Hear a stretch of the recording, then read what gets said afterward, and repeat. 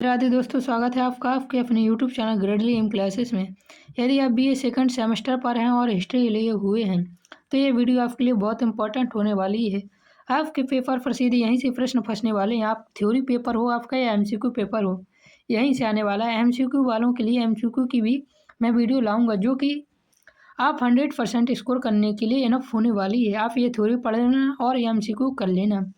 History of medieval India इस पे हम पढ़ने वाला है जो कि 1206 से 1757 तक है। अपने सिलेबस पर देख लेना यह हिस्ट्री है या नहीं।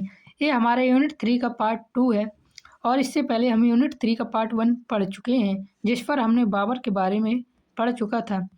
इसकी टोटल 8 यूनिट है। पूरे सिलेबस का डिस्कशन मैंने किया हुआ है। आप उस वीडियो का लिंक मैं आपको डिस्क्रिप्शन पर दे दूंगा या आप हमारे चैनल की प्लेलिस्ट पर जाकर भी देख सकते हैं। हिस्ट्री की प्लेलिस्ट आपको वहाँ मिल जाएगी। पहली यूनिट और दूसरी यूनिट पे हमने दिल्ली सल्तनत के बारे में पढ़ा था। यूनिट 1 में मुख्य रूप से अर्ली टर्किश और गुलाम वंश और खिलजी वंश के बारे में था। फिर हमने तुगलक वंश और लोधी वंश सैयद वंश के बारे में पढ़ा। यूनिट 3 के पार्ट 1 पर हमने बाबर के बारे में पढ़ा। अब हम हुमायूं के बारे में पढ़ेंगे और इसके बाद हम शेरशाह के बारे में भी पढ़ेंगे। हुमायूं का शासनकाल कब से कब तक रहा, कैसा रहा, इसके बारे में हम देखेंगे। यदि आप इसका पीडीएफ चाहते हैं तो आपको पीडीएफ के लिए मैं आखिर में बता दूंगा। बिल्कुल आपके लिए एकदम एग्जाम ओरिएंटेड पीडीएफ मैंने आपके लिए बनाया हुआ है। चलिए बिना देरी के अपनी थ्योरी की ओर बढ़ते हैं। इस पर हमको मुगल वंश के हुमायूं के बारे में पढ़ना है। हुमायूं को परिचय देने से पहले मैं बता दूं, हुमायूं का शासनकाल 2 बार रहा है। एक 1530 से 1540 तक रहा और एक 1555 से 56 तक सिर्फ एक वर्ष रहा। हुमायूं के बीचों बीच 1540 से 55 के बीच शेरशाह सूरी का शासन रहा जिसको हम पार्ट 3 पर पढ़ने वाले हैं, यूनिट 3 के पार्ट 3 पर। और सारे पार्ट एक दूसरे से कनेक्टेड हैं, इसलिए सारे पार्ट को पढ़ना जरूरी है। आप कोई भी पार्ट स्किप किए बिना अगले पार्ट पर नहीं जा सकते हैं, मतलब बिना पढ़े नहीं जा सकते हैं। तो चलिए यहाँ से मुगल वंश के हुमायूं के बारे में, उसकी परिचय और उसका प्रारंभिक जीवन के बारे में देखते हैं। हुमायूं का परिचय और प्रारंभिक जीवन उसका कैसा रहा। मुगल वंश के संस्थापक बाबर के बाद उसका पुत्र हुमायूं मुगल साम्राज्य का उत्तराधिकारी बना। बाबर का पुत्र हुमायूं था और यह मुगल साम्राज्य का उत्तराधिकारी बना। आपको बाबर पता होगा 26 दिसंबर 1530 ईस्वी को बाबर की मृत्यु हो गई थी। हुमायूं का पूरा नाम नसीरुद्दीन मोहम्मद हुमायूं था। इंपॉर्टेंट क्वेश्चन है, उनका पूरा नाम और उनके बचपन का नाम जरूर याद रखना। हुमायूं का जन्म 6 मार्च 1508 ईस्वी में काबुल में हुआ था। यहाँ पर बाबर ने कब्जा किया था काबुल पर। उनकी माता का नाम माहम बेगम था। हुमायूं के 3 भाई थे, कामरान, असगरी, हिंदाल तथा एक बहन गुलबन बानो थी। भाई के नाम याद रखना या नहीं, परंतु उनकी एक बहन गुलबन बानो बेगम थी, इसका याद रखना। क्योंकि गुलबन बानो ने हुमायूं नामा नामक ग्रंथ लिखा है, इसलिए गुलबन बानो इम्पोर्टेंट बन जाती है, जो हुमायूं के जीवन और शासनकाल की महत्वपूर्ण ऐतिहासिक स्रोत है। और इसी स्रोत के आधार पर मुगल वंश के हुमायूं का वर्णन किया जाता है। अब बहुत ही गहराई से यहाँ पे हम पढ़ने वाले हैं। वीडियो पसंद आए तो लाइक जरूर करना। 1530 ईस्वी में, कब 26 दिसंबर 1530 ईस्वी में बाबर की मृत्यु हुई। उसके बाद हुमायूं दिल्ली के सिंहासन पर बैठा। उस समय उसकी आयु 23 वर्ष की थी, जिससे उनका शासन आरंभ से ही कठिनाइयों से घिरा हुआ था। समाज का विभाजन और उसकी काफ़ी समस्याएं थी। ये काफ़ी बड़ा टॉपिक है, इसलिए थोड़ा समय लग सकता है, पेशेंस बनाए रहें। बाबर की इच्छा के अनुसार हुमायूं ने अपने साम्राज्य का बंटवारा अपने भाइयों में कर दिया। कमरान को काबुल और कंधार दिया, असगरी को संभाल, हिंदाल को मेवात और हुमायूं ने दिल्ली और आगरा अपने पास रखा। ये ज़्यादा इम्पोर्टेंट तो नहीं है, यदि याद रख सके तो रख लेना कि किस भाई को कौन सा शासन दिया। ये जरूर याद रखना है, हुमायूं ने अपने पास दिल्ली और आगरा को रखा था और यहीं पर हुमायूं ने शासन किया था। यही हुमायूं की सबसे बड़ी राजनीतिक भूल बाद में सिद्ध हुई। साम्राज्य के विभाजन से मुगल शक्ति कमजोर हो गई। भाइयों में आपस बंटवारे होने के कारण साम्राज्य के विभाजन से क्या हुआ, मुगल शक्ति कमजोर हो गई और भाइयों के बीच आपसी संघर्ष बढ़ गया। सभी भाई एक दूसरे को जीतने की होड़ पर लग गए। आंतरिक और बाहरी दोनों प्रकार की चुनौतियों का सामना करना पड़ा हुमायूं को। आगे देखते हैं।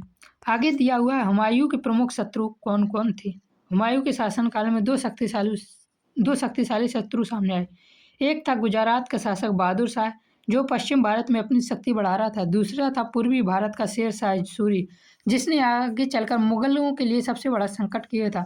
और शेर शाह सूरी ने कब 1540 ईस्वी में शासन अपना कर लिया था और यह 1555 तक शासन करता रहा।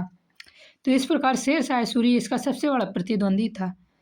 आगे चलकर मुगलों के लिए सबसे बड़ा संकट उत्पन्न किया किसने? शेर शाह सूरी ने। शेर शाह सूरी अफगान नेता था। आगे देखते हैं। आगे दिया हुआ है हुमायूं द्वारा लड़े गए प्रमुख युद्ध। हुमायूं द्वारा पहला युद्ध लड़ा गया था कालिंजर का युद्ध। 1531 ईस्वी में हुमायूं ने कालिंजर के किले पर आक्रमण किया, जहां का शासक प्रताप रुद्रदेव था। याद रखना, कालिंजर का युद्ध कब हुआ था? तो 1536 में हुआ था। कहाँ आक्रमण किया था? तो कालिंजर के किले पर किया था। और वहाँ का शासक कौन था? तो प्रताप रुद्रदेव वहाँ के शासक थे। हुमायूं इस युद्ध को पूरी तरह विजय प्राप्त कर सकता था, लेकिन उसने यहाँ पे संधि कर ली और केवल धन व भूमि लेकर लौट आया। और यह हुमायूं की सबसे बड़ी रणनीतिक भूल मानी गई इतिहासकारों के अनुसार। इससे हुमायूं की सैन्य प्रतिष्ठा को भी ठेस पहुंची। आगे देखिए, दूसरा युद्ध हुआ था देवरा का युद्ध, जो कि 1532 ईस्वी में हुआ था। 1532 ईस्वी में हुमायूं और अफगान शासक महमूद लोदी इब्राहिम लोदी के भाई के बीच हुआ था। यह देवरा का युद्ध हुआ और इस युद्ध में हुमायूं विजयी रहा। इब्राहिम लोदी के भाई के महमूद लोदी के बीच हुआ था। इब्राहिम लोदी कौन था? लोदी वंश का अंतिम शासक था, जिससे कुछ समय के लिए उसकी स्थिति मजबूत हो गई। देवरा का युद्ध जैसे ही जीता तो हुमायूं की स्थिति क्या हुई? मजबूत हो गई। अगला युद्ध होता है चूनरगढ़ का युद्ध, जिसे हम चूनरगढ़ का प्रश्न के नाम से भी जानते हैं। 1532 ईस्वी में हुमायूं और शेर खान, जो बाद में शेर शाह सूरी कहलाया था, शेर शाह सूरी के बारे में हम अगले पाठ पर पढ़ेंगे, के बीच चुनारगढ़ को लेकर संघर्ष हुआ। इस अवसर पर हुमायूं ने युद्ध के स्थान पर संधि कर ली और यह फिर एक इसकी बहुत बड़ी भूल मानी गई, क्योंकि इसी शेर खान यानी शेर शाह सूरी ने हुमायूं को 1540 में पराजित किया और पूरे 15 वर्ष शासन कर लिया था। बाद में 1538 ईस्वी में हुमायूं ने पुनः अभियान चलाकर चूनागढ़ पर अधिकार कर लिया, किंतु तब तक शेर शाह की शक्ति बढ़ चुकी थी। हुमायूं ने चूनरगढ़ पर तो अधिकार कर लिया, किंतु वहाँ तब तक शेर शाह की शक्ति बहुत ज़्यादा बढ़ चुकी थी और 1540 में अब हुमायूं के ऊपर फिर आक्रमण होता है। लेकिन उससे पहले हम हुमायूं और बहादुर शाह युद्ध के बारे में पढ़ेंगे, जो कि 1535 से 36 तक चला। यह हुमायूं और गुजरात के शासक बहादुर शाह के बीच युद्ध हुआ। इस संघर्ष में हुमायूं विजयी रहा और गुजरात पर अधिकार कर लिया। हुमायूं ने गुजरात में ठहरकर अपनी मजबूत सत्ता करने के बजाय दिल्ली लौटना उचित समझा और फिर से इसकी एक और भूल हो गई। इसी का लाभ उठाकर बहादुर शाह ने पुर्तगालियों की सहायता से 1 वर्ष के भीतर गुजरात पर पूरा अधिकार कर लिया है। यह घटना हुमायूं की प्रशासनिक कमजोरी को दर्शाती है। तो इस प्रकार इसके 3 युद्ध हुए, जिसमें से इसने 2 युद्ध पर अपनी भूल की और इसी भूल के कारण यह 1540 पर एक कमजोर शासक बनकर इसे शेर शाह सूरी हरा देता है। आगे चलिए देखते हैं। अगला युद्ध होता है चौसा का युद्ध। चौसा का युद्ध 1539 ईस्वी में हुआ था। पूछा जाएगा ये कहाँ हुआ था? तो गंगा नदी के किनारे चौसा नामक स्थान पर हुआ था। यह हुमायूं और शेर शाह के बीच निर्णायक युद्ध हुआ और हुमायूं को करारी हार का सामना करना पड़ा। यह हार से हुमायूं को हुई और हुमायूं का शासन यहाँ से समाप्त हुआ और 1540 से 55 तक वहाँ से शेर शाह सूरी यहाँ का शासन संभालने लगा। इसकी अपनी जान बचाने के लिए हुमायूं को गंगा नदी पार कर भागना पड़ा और एक भिश्ती पानी ढोने वाले ने उन्हें नदी पार कराने में सहायता की। यह पराजय मुगल इतिहास का एक अत्यंत अपमानजनक अध्याय मानी जाती है। तो किस युद्ध में हुमायूं हार गया? तो याद रखना, 1547 में चौसा का जो युद्ध हुआ, किसके बीच? शेर शाह सूरी और हुमायूं के बीच। कहाँ हुआ? तो गंगा नदी के किनारे चौसा नामक स्थान पर हुआ। इस पर हुमायूं हार गया और इसे करारी हार का सामना करना पड़ा। जान बचाने के लिए पूछा जाता है, हुमायूं ने अपनी जान बचाने के लिए उन्हें 1539 के युद्ध में किसकी मदद ली थी? तो ये याद रखना, पानी ढोने वाली भिश्ती की मदद ली थी। यह पराजय मुगल इतिहास का अत्यंत अपमानजनक अध्याय मानी जाती है। आगे देखिए, बिलगाम या कन्नौज का युद्ध 1540 ईस्वी में। देखिए ऊपर कौन सा युद्ध था? हुमायूं और शेर शाह के बीच में हुआ था और इसके बाद फिर से एक बार युद्ध होता है बिलग्राम या कन्नौज का युद्ध। 1540 में हुमायूं और शेर शाह के बीच कन्नौज बिलग्राम का अंतिम निर्णायक युद्ध हुआ। हुमायूं की फिर हार हुई और उसके बाद शेर शाह ने दिल्ली और आगरा पर शासन कर लिया और शेर शाह सूरी के नाम से वह प्रसिद्ध हो गया। हुमायूं को भारत छोड़कर सिंध के रास्ते वापस ईरान जाना पड़ा। आगे देखते हैं हुमायूं का निर्वासन काल। अब यहाँ से 1540 से 1555 तक हुमायूं का निर्वासन काल शुरू होता है और इस बीच का शासन करता है शेर शाह सूरी। और 1555 में फिर हुमायूं विजय प्राप्त करता है और एक साल शासन करता है। हुमायूं ने लगभग 15 वर्ष निर्वासन में बिताए। 1541 ईस्वी में उन्होंने अपने भाई हिंदाल की गुरु बेटी हिमादो बानो बेगम से विवाह किया और इस विवाह से आगे चलकर उन्हें पुत्र अकबर का जन्म हुआ। महान सम्राट अकबर, इसको हम यूनिट 4 पर पढ़ने वाली हैं। यूनिट 3 के पार्ट 3 पर हम हुमायूं के शासनकाल में जो शासनकाल रहा 1540 से 55 तक का, इस पर शेर शाह सूरी का शासन रहा, इस शासन को पढ़ेंगे। अकबर का जन्म किसके से हुआ था तो याद रखना, हमीदो बानो बेगम से हुआ। 1545 ईस्वी में पारस के शासक सैयद तमास प्रथम की सहायता से हुमायूं ने कंधार और काबुल पर पुनः अधिकार कर लिया। अपने भाइयों कमरान और असगरी को पराजित किया और इस प्रकार उसने धीरे धीरे अपनी शक्ति को पुनः संगठित कर लिया। आगे देखिए, भारत में हुमायूं की पुनः स्थापना होती है 1555 ईस्वी में शेर शाह सूरी की मृत्यु के बाद।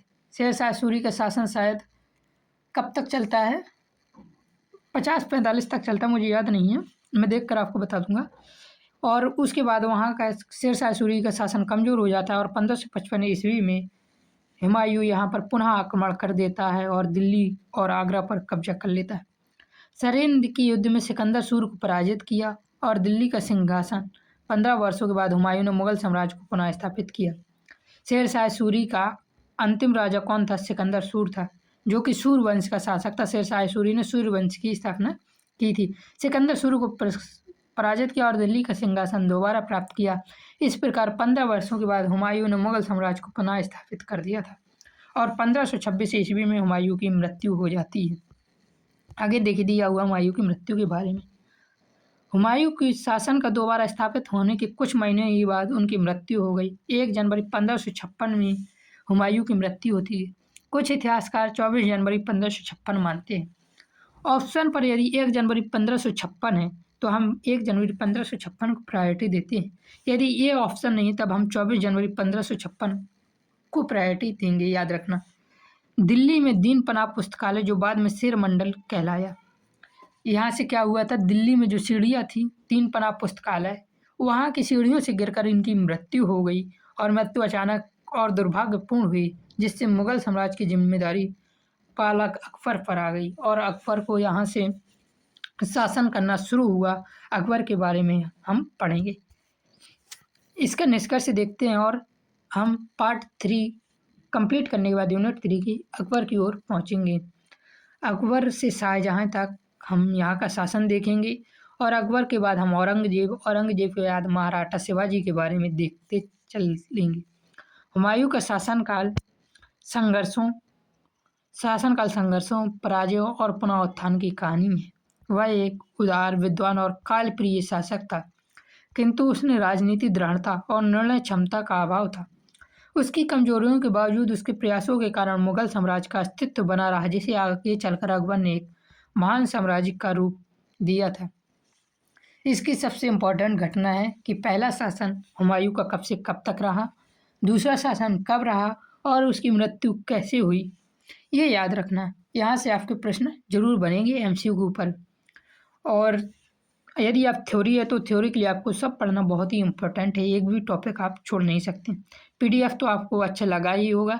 इस PDF के लिए आपको हमारे YouTube पे बायो पर जाना होगा, वहाँ पर आपको टेलीग्राम पर मैसेज करना होगा और 9 रुपये का पेमेंट करना होगा। आपको हमारे ग्रुप से जोड़ दिया जाएगा। जो पहले से जुड़े हैं उन्हें इस PDF का एक्सेस ऑलरेडी मिल चुका होगा। तो दोस्तों, इस प्रकार हमने यूनिट 3 का पार्ट 2 भी कंप्लीट कर लिया है। आप पूरी प्लेलिस्ट का मैं आपको लिंक दे दूंगा, प्लेलिस्ट पर जाकर आप और भी वीडियो देख सकते हैं।